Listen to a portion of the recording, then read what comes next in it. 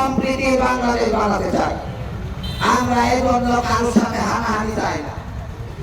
আমরা চাই সবাই মিলে, আমরা চাই সকল শ্রেণীর পেশার মানুষকে সাথে নিয়ে একটা কল্যাণ রাষ্ট্র বানাতে। এই কল্যাণ রাষ্ট্র বানাতে আমরা সবাইকে সাথে চাই।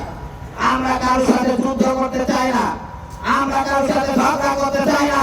বিএনপি, আওয়ামী লীগ সহ যত শ্রেণীর পেশার মানুষ আছে, আমাদের দাওয়াত তাদের প্রতি।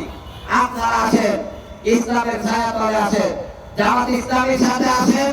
আমরা এই বাংলাদেশকে আগে একটা কল্যাণকর রাষ্ট্র সবাই মিলে বানাই।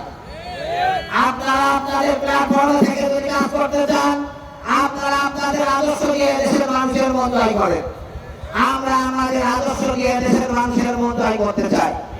আমরা ক্ষমতা দেখায়, আমরা বেশি শক্তি দিয়ে দেশের মানুষের মন জয় করতে চাই না।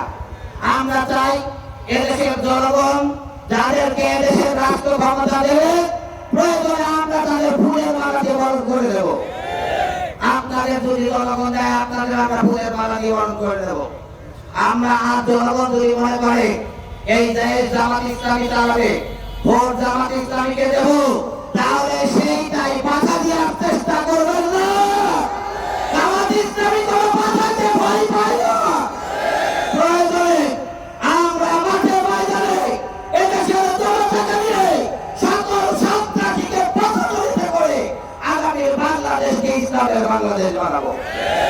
আগামীর বাংলাদেশকে সন্ত্রাসমুক্ত একটা বাংলাদেশ বানাতে চাই।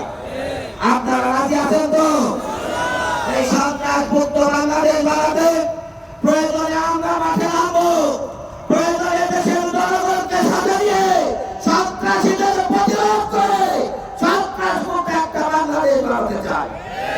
এজন্য দেশবাসীকে আমরা আহ্বান জানাতে চাই, যদি সন্ত্রাসমুক্ত বাংলাদেশ বানাতে চান, যদি একটা দুর্নীতিমুক্ত বাংলাদেশ চান, তাহলে দুর্নীতিবাজদের দিয়ে দুর্নীতিমুক্ত বাংলাদেশ হবে? যারা কোটি কোটি টাকা ব্যয় করে এই দেশে ক্ষমতায় আসতে চায়, তারা জনগণের সম্পদ লুণ্ঠন করার ষড়যন্ত্র করে। তাদের পায়তা হচ্ছে জনগণের সম্পদ লুণ্ঠন করা। যারা জনগণের সম্পদ লুণ্ঠন করে, তাদের দিয়ে কল্যাণ রাষ্ট্র সম্ভব নয়। প্রিয় এলাকাবাসী, বাংলাদেশ জামাত ইসলামী আজকে থেকে নয়,